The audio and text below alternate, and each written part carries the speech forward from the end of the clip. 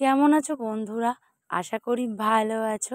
আর আমিও অনেক অনেক ভালো আছি। মেয়ে তো বাড়িতে থাকলে কন্টিনিউয়াসলি বদমাইশি করেই যায়। এত বুঝিয়ে বলি, এত কথা বলি, কখনোই শোনে না, বাট আমাকেই বুঝিয়ে দেয়।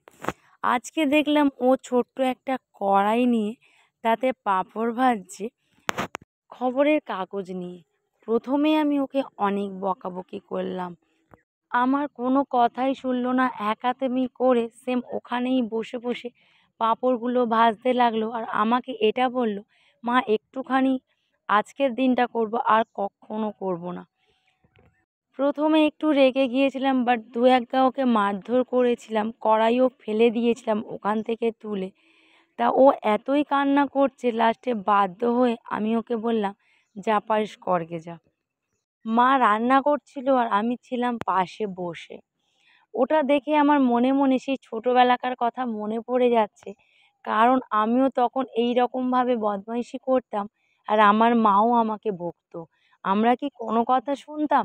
তখন হয়তো শুনতাম, কান্না করতাম, মারা হয়তো বলতো কর, তখন একটু বদমাইশি করতাম। বাট এর দেখে তো আমার আরও বেশি মানে ছোটোবেলাকার কথা মনে পড়ছিল, আর সাথে লাস্টে ওর সাথে পড়ে আমি নিজে নিজেই আবার বললাম, ঠিক আছে কর, পাঁপড় ভাজ ভেজে আমাকে দিবি, আমি কিন্তু খাবো।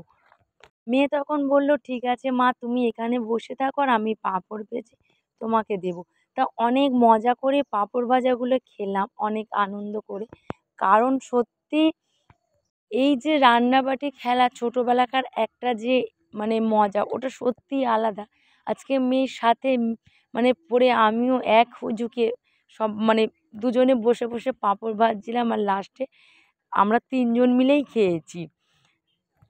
আর তোমরাই তো জানো, সামনে মেয়ের বার্থডে গেল, তো মেয়ে কী কী গিফট পেয়েছে সেগুলো তোমাদের সাথে দেখানো হয়নি, বাট সেগুলো এখনই তোমাদের সাথে শেয়ার করব।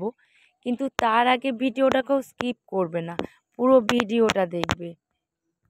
সন্ধ্যাবেলাতে বসে পড়েছে গিফট দেখাতে, কারণ এখন সবাই এসছে, বাট ওরাও দেখবে যে কি কি গিফট পেয়েছে। তাই তার জন্য মেয়েকে বললাম যে কি কি পেয়েছিস তুই দেখা, সবাই মিলে দেখুক, কারণ আমি তো আর টাইম পাবো না, যেহেতু আমার ডিউটি রয়েছে।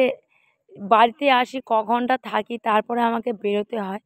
তো তার জন্য মেয়েকে বললাম, যেহেতু এখন টাইম আছে, এখন তুই সবাইকে দেখিয়ে দে যে তুই কি কি গিফট পেয়েছিস।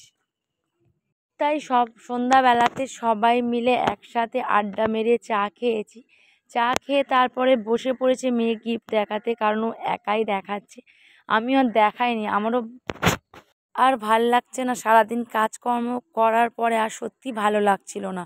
আমি বলেছিলাম অন্য দিন গিফটগুলো দেখাতে, বাট সবাই যেহেতু এসছে, তো তার জন্য বললো না, দেখিয়ে দে। তা মেয়ে গিফট অনেক কিছুই পেয়েছে, dinner set, Cadbury, tiffin box, pencil box, school bag, sweater, অনেক কিছুই পেয়েছে। গার্ডার, ক্লিপ, হ্যানা ত্যানা করে অনেক কিছুই পেয়েছে।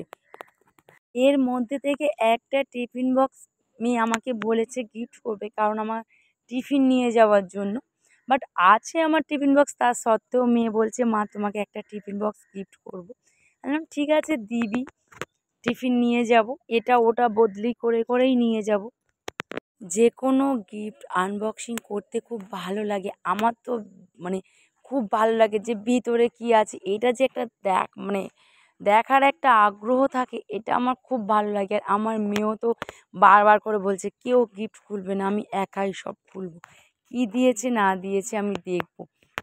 দেখো, গিফট পাওয়াটা একটা বড় ব্যাপার নয়, বাট গিফট খোলাটা এটা একটা আনন্দ, মজার, যে ভিতরে কি আছে বা কে কি দিয়েছে, এটাও আমরা সবাই বাচ্চাবেলাতেই করে থাকি, যে এত লোক গিফট দিয়েছে, এর মধ্যে কি আছে এটা খুলে দেখবো, ওটা খুলে দেখবো, এটা একটা আলাদা মজা। তো তার জন্য আমি এতে আর হাত দিইনি, ও যেকালে খুলছিল, বাট ও বলছিল, মা আমি খুলে দেখাবো সবাইকে। তো তার জন্য আমি বললাম, ঠিক আছে তুই খুলে দেখা, তাহলে আমি হাত দেবো না। কারণ আমরাও যখন ছোট ছিলাম, আমরাও এরকম করতাম, যে কে কী দিয়েছে গিফটগুলো খুলে দেখবো, এটা একটা আলাদা মজা। তারপরে তো খুলে দেখার পরে কাকে কি দেবো সেটা তো পরের ব্যাপার, আগে তো খুলে দেখি।